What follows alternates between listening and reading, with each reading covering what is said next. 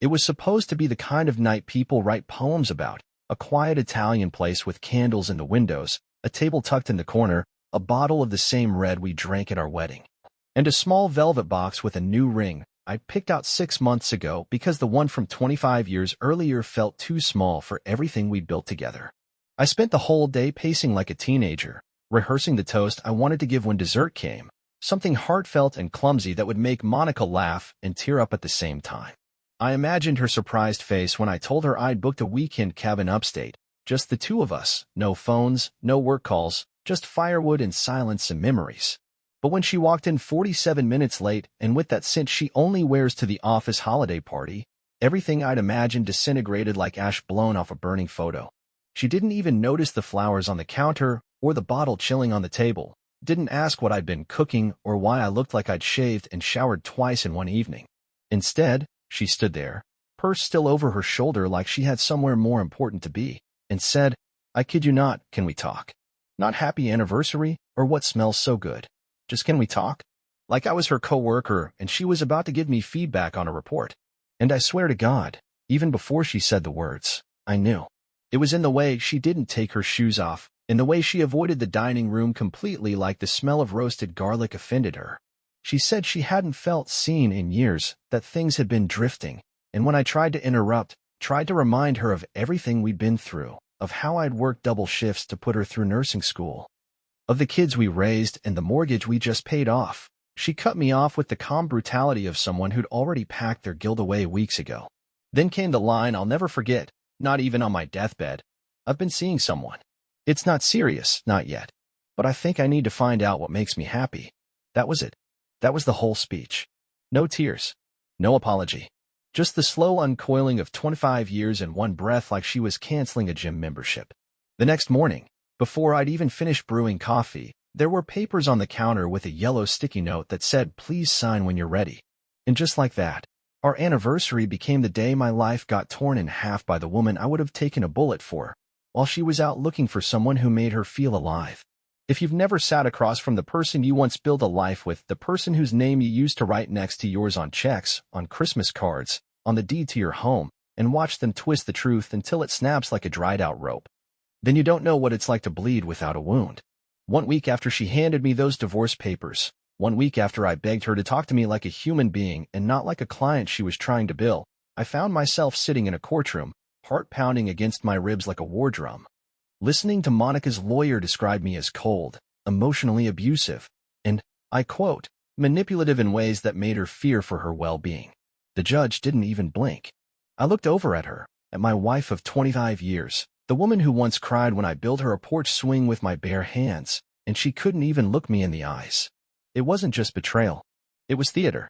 And she played the part of victim so well, I almost forgot she was the one who had someone else's cologne still clinging to her coat the night she walked out. But the performance didn't stop there. No, Monica came prepared. She had spreadsheets and screenshots and a financial hardship statement that conveniently excluded the joint savings account she drained the day before filing, or the mysterious loan she claimed to owe her sister.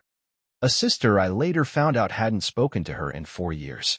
Somehow, despite the fact that I was the one who built our construction business from the ground up, waking up at 4 a.m. to haul lumber and pour concrete with frostbitten fingers, Monica convinced the court that she had been a silent partner, and therefore entitled to half, actually more than half, of our marital assets.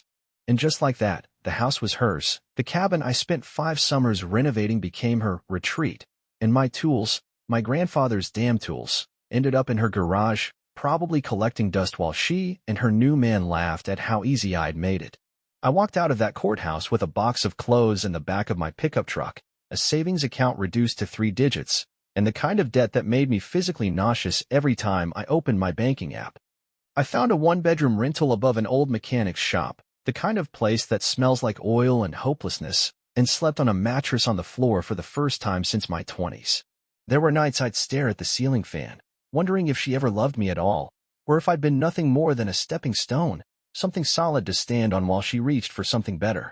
I lost my house, my business, and every illusion I had about the woman I married.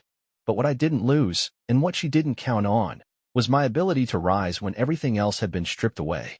There's a specific kind of silence that follows betrayal. It's not peaceful. It's not calm. It's deafening in a way that chews holes in your sanity. Especially when you're sitting in a half-furnished apartment with a bottle of bourbon and no one to talk to except the shadows that look like the life you used to have. I wasn't just heartbroken. I was gutted, humiliated, and bleeding out emotionally in slow motion. And the worst part wasn't the empty bed or the hollow fridge or the bank account that barely buzzed when I checked it. The worst part was the echo of my wife's voice in my head, telling a courtroom that I was the reason she needed out. I drank too much. I'll admit it, not to numb the pain, but to hold a funeral for the man I used to be. I started missing calls from clients, forgetting invoices, and somewhere between the third bottle and the fourth eviction notice, I seriously thought about walking away from the business I'd poured 2 decades of my life into. What was the point of building if everything you built could be stolen while you watched? Then one afternoon, as I was packing tools into the back of my truck, debating whether to sell them just to cover rent, I got a call from someone I hadn't heard from in years, Bobby Quinn, a retired Marine I did a custom deck for about 7 years back. He'd heard about my divorce from a mutual friend and told me straight up, "I don't care what your ex-wife said in court. I know the kind of man you are. I need someone I can trust to fix up my brother's old farmhouse, and I want to pay someone who's been through hell and still answers the phone." I laughed, not because it was funny, but because it was the first time in months that someone had seen me as more than a cautionary tale or a courtroom villain. Bobby didn't want a discount, didn't ask for a timeline, didn't even care that I was technically behind on my license renewal. He handed me a $5,000 advance and the keys to the property the next morning and told me, "You start when you're ready, not when you're perfect." That job saved my life. Not just financially, the Lord knows I needed every cent of it. It saved me from the bottomless pit I was clawing into. Each day I rebuilt that house. It felt like I was rebuilding myself, beam by beam, nail by nail, like some part of me was waking up from a long, bitter coma. The wood under my hands reminded me that I wasn't just a broken man in a courtroom drama. I was still a builder, still a worker, still someone with worth. Bobby stopped by every couple of days just to check in and shoot the breeze, and we talked about everything: war, women, God, whiskey, and pain, and somewhere in that broken-down farmhouse, with splinters in my hands and sawdust in my lungs, I felt something I hadn't felt in a long time: solid ground. You learn a lot about yourself when there's no one around to clap for you, when every nail you drive, every wall you frame, and every invoice you send is answered with silence instead of validation. After Bobby's job, I didn't go looking for approval or comfort. I went looking for work, and when I couldn't find any, I created it, handing out hand-painted business cards at hardware stores, slipping them under windshield wipers at job sites, and offering to fix things no one else would touch. I didn't have a marketing team or a website, just my word, my hands, and a reputation that I was determined to build from scratch.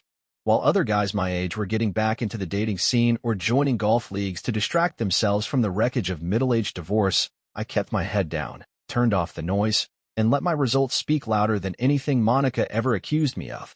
I didn't chase women. I chased invoices, and every dollar I earned went right back into tools, training, and making damn sure I never sat in a courtroom defenseless again. Word spread slowly at first, one client telling another that the guy with the gray Ford and the broken smile did honest work and didn't try to upsell you with slick talk or contractor jargon. I didn't need flash. I had reliability.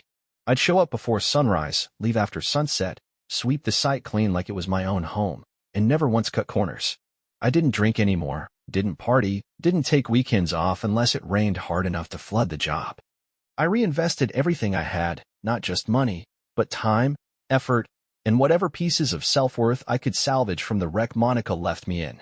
I'd go home at night too tired to feel bitter, too sore to feel lonely, and too focused to let regret rot the place where love used to live. My tools became my therapy, and the rhythm of rebuilding gave me something no woman ever could: peace.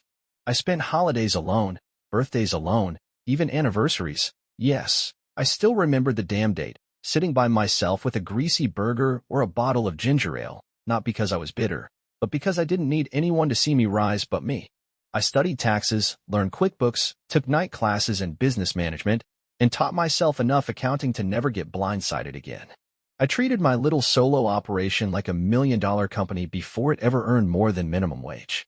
While Monica was probably sipping Chardonnay with some suit who liked the sound of his own voice, I was out laying concrete in 100-degree heat, smiling to myself because I knew something she didn't.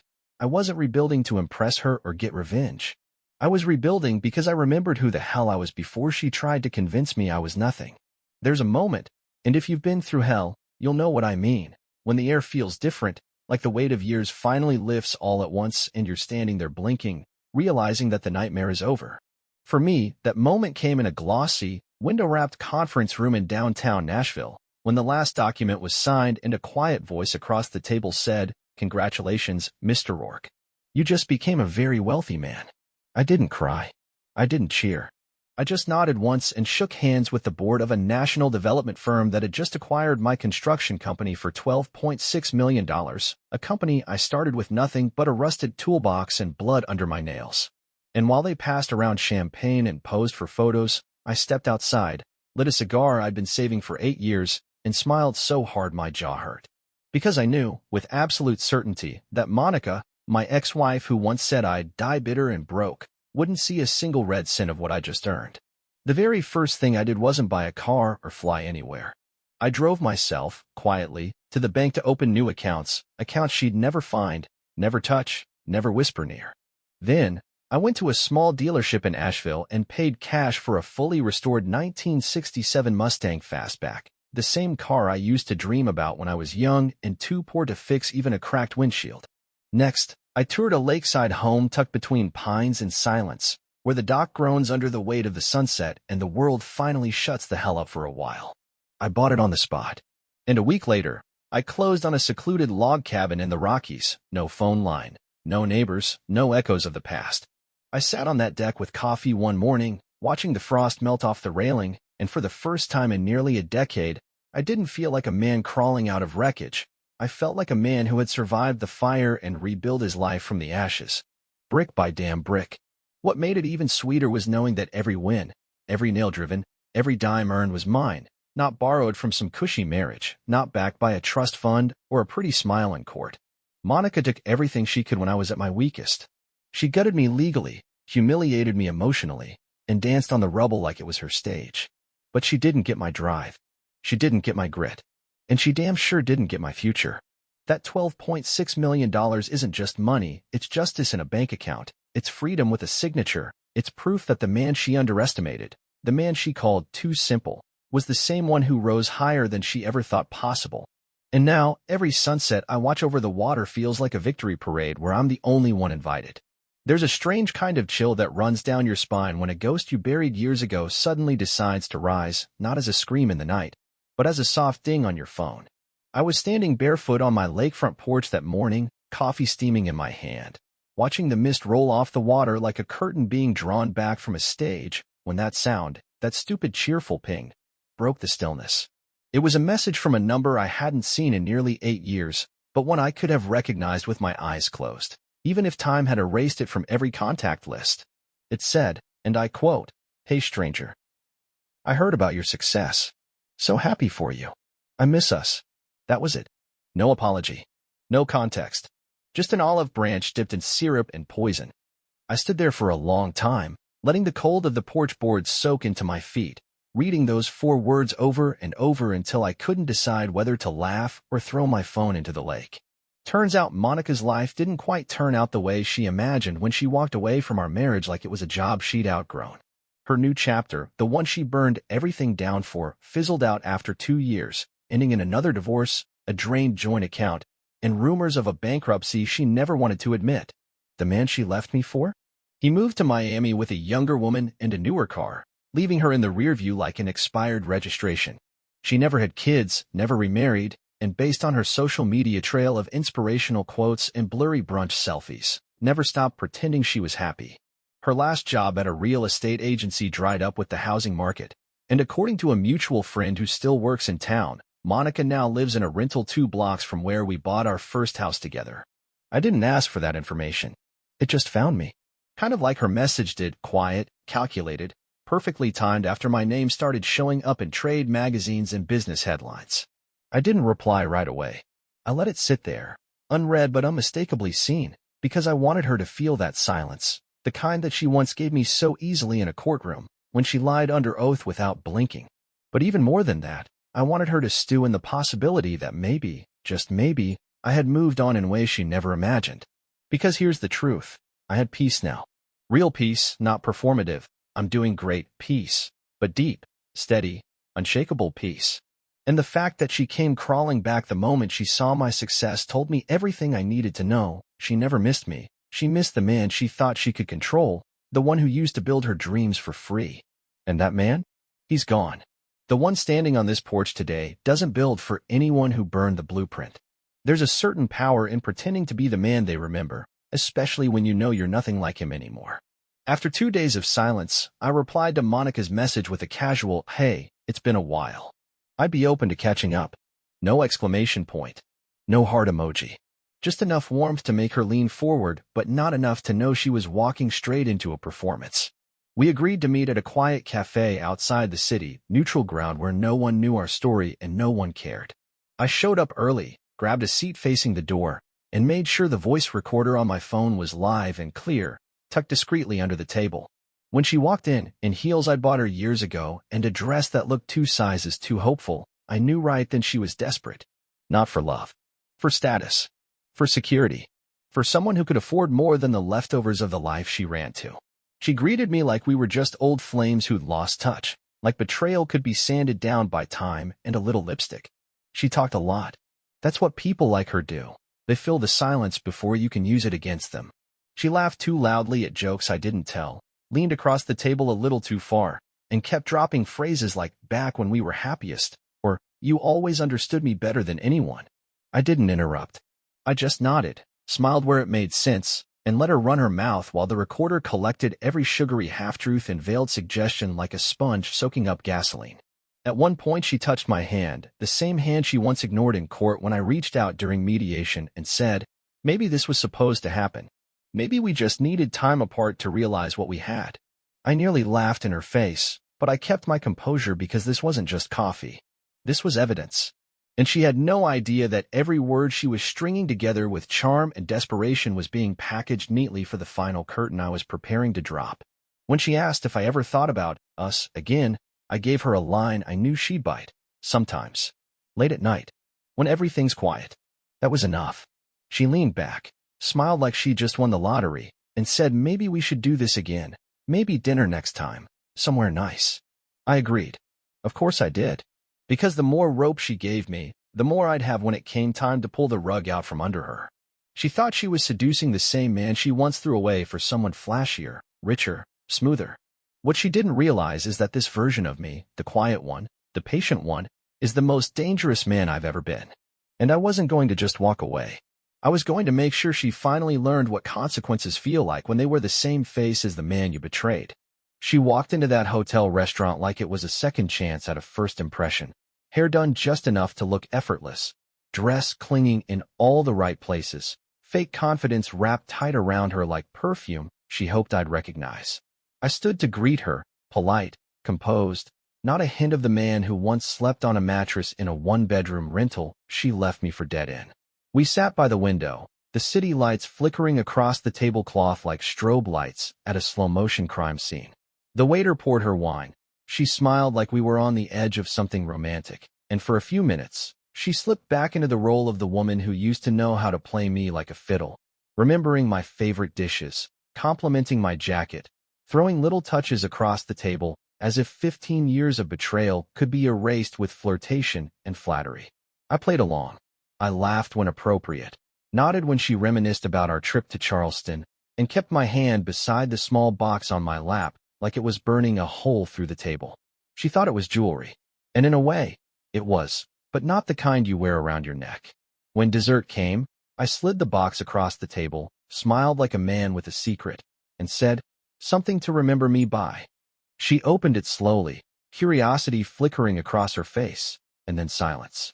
Tucked inside, neat and sharp like scalpels, were 3 things: a certified copy of our divorce decree, a bank statement from an offshore account she thought I'd never find, the one she funneled assets into before gutting me in court, and finally, a full-color photo of her old lover, dressed in golf whites and grinning like a fool, arm wrapped around a blonde half her age, engagement ring glinting like a punchline. She stared at the papers as if reading a language she'd never seen before, lips parting, eyes darting up to mine, searching for some crack in the calm, some sign of vulnerability she could still manipulate. But all she found was quiet. I leaned in, voice low and even, and said, "You don't get to rewrite history just because you regret the ending." Then I stood, placed my napkin on the table, and added, "You burned the bridge. I just made sure you couldn't rebuild it." Without another word, I turned and walked away, the sound of my shoes on the marble floor louder than her silence, heavier than any apology she might have been trying to find in her throat. I didn't look back. I didn't have to. Some people deserve closure. Others deserve consequence. She got both, hand-delivered over creme brulee in a 5-star hotel she'll never afford again. So now, when people ask if I'd ever take her back, or what I'd say if she came knocking again, I just laugh. Not a cruel laugh, not bitter, just quiet. Because I know something she never will. Peace isn't something you find in other people. It's something you build, alone, after the noise is gone and the dust settles. And as the last streak of light fades across the water, and I take a sip of that whiskey I used to only drink on holidays, I realize this isn't revenge. It's not even triumph. It's freedom. And no one, especially not her, will ever take that from me again.